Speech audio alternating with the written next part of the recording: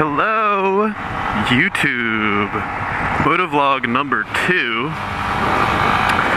After the crushing success of the first motovlog, I'm quite sure I pretty much have like 4 followers, 4 subscribers, so you could say it's getting pretty serious with the YouTube.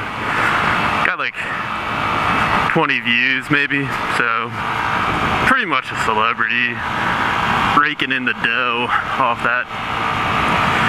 Going pretty well. So here we are at Loch Raven on the Honda Grom. As I promised, I will always keep my promises to you guys. So what we'll do, it's a little bit of a crappy turn there. What we'll do, take a little ride through Loch Raven. We'll hop off at some point and take a look at the Grom. I've done a couple modifications on it. Why I picked the Grom, I'm just going to keep that short and simple. It's small and it's awesome. That's all you really need to know. There's not really a class to compare it to. It's not like, well, I was stuck between the Honda Grom and this. No, Groms are just fun. So I'm just going to keep it at that. The other thing, I'm going to keep this vlog shorter. That first one was way too long. Way too long. But, you know, live and you learn. We're gonna hop off here, actually, because there's a few fun turns up here that I don't want to go 18 miles an hour at. Come on, guy. Okay, well, they're getting off, so. Holy what are you doing? Oh, man. Woo! Almost let loose a naughty word there. Mom would be mad. Alright, so let's take a look at the Grom first, and then we'll get on with it. But yeah, we're at the Loch Raven Reservoir. If you live around Baltimore, or even remotely close, it's a good ride. It's short, but it's good. So let's take a look at the Grom. So I got the white going on here. Bandwagon white, as they call it. It's a sweet little machine. So the 2 add-ons I've done so far are those flush mount LED signals here, and the tail tidy with the integrated tail light.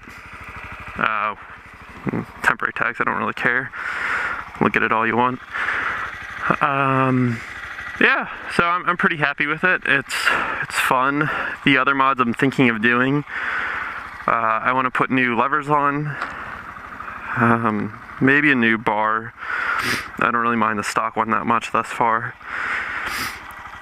Maybe a new exhaust. That's always a good thing to do. Give it a little better sound. But otherwise, yeah, I'm really satisfied with it. Maybe do a brighter front bulb there, but quite satisfied. So let's get on with it. So I'm gonna try to keep this vlog, I was thinking about it, maybe keep it geared to newer riders a little bit. So cover some topics that may be of interest there. So what I was thinking about for this one is just talk a little bit about gear. You know, there's two keywords for gear out there that I'm sure, even if you're a newer rider, you've already become well acquainted with. One philosophy is act at all the gear all the time. The other philosophy is to squid. Or just whatever, take more risk. I don't think there's as much of a definition for that one.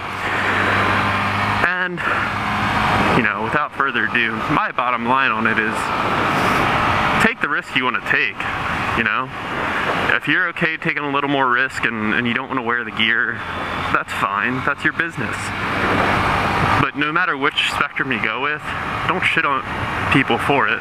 And I just let loose a word, I'm just gonna be mad. You know, don't give people crap for it. If they want to ride with a little bit more risk, that's their business. Personally, I err more on the side of ACAT. I'm pretty much wearing all my gear right now except for pants. These are just regular old jeans here. But I have appropriate motorcycle boots. The gloves are short cuffs. These actually are quite bad. But I have new short cuffs coming, which I'm excited about.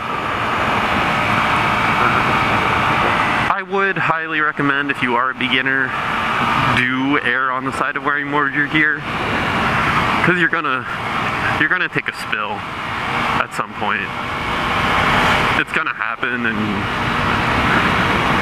once you realize what your tolerance is as far as operating the bike, then you can start saying, well, maybe I won't wear a jacket all the time because I really like feeling the breeze. I mean, I can't recommend wearing a helmet all the time enough, because it's a helmet that protects your brain. But you know, still, to each their own. My logic for it is, it's little investment for me. Man, I got pelted by something. Little investment to protect myself. My other thing with it is, as much as it is your own risk and it's your own life, and if you go splat, then it's your downfall. Also, to me, I like to think about the poor EMT is going to have to come scrape your body right up off the pavement. And I'm not saying, you know, that's going to happen. I'm not trying to dramatize the issue, as a lot of people who don't ride do. But, you know, if you choose especially to not wear a helmet and you splat, like, yeah, I don't know. I don't want to have to impose on someone else, you know. That would be quite rude. Make somebody clean my brains up off the tarmac. I'm gonna clean my own brains off the tarmac. That's the polite thing to do. So that's my little bit about gear. Again, for newer riders, if you're not sure, you should be able to get a full set of gear. Like, I'm talking decked out boots, gloves, jacket, pants, helmet, for around $1,000. And I'm talking new. I'm talking like from a dealership or my preferred vendor from Revzilla. They do great stuff, great reviews for gear. If you're a newer rider and haven't found that site as a resource for gear and also gear reviews, definitely check it out. But yeah, I would say, you know, for $1,000, you could be set out in quality new gear. You can probably cut some corners and find a bunch of on sale and closeout stuff and still get new gear and probably get in for, you know, maybe $600. So relative to a motorcycle, I mean, I know you guys can buy motorcycles used on Craigslist and get great deals, like, you know, a $2,000 SV650, which would be a great starter bike. But it's not a lot, and I think, again, for newer riders, protect yourself until you're comfortable with operating the motorcycle and you can make informed risk, you know? Where guys who are riding for, you know, more than, I don't know, pick a number as far as what you want to call a competent rider. But say you're riding for more than 3 years and you're like, well, you know, I'm pretty confident I know what my limits are and I know when I'm going to hit them. So I'm going to go for an easy ride today and I'm not going to wear my jacket. Whatever, that's, you know, that's your choice. And it's informed. But while you're new, I would say err on the side of caution and just protect yourself. A lot of people say they, you know, wear their gear for their family, to put their family at ease. I think that's also, look, we caught up to this guy, I think it's the guy from earlier. To put their family at ease, which is another good reason, you know. I know it helps with, especially parents. You know, I'm independent, I can make my own decisions, but, you know, still like to put them at ease a little bit.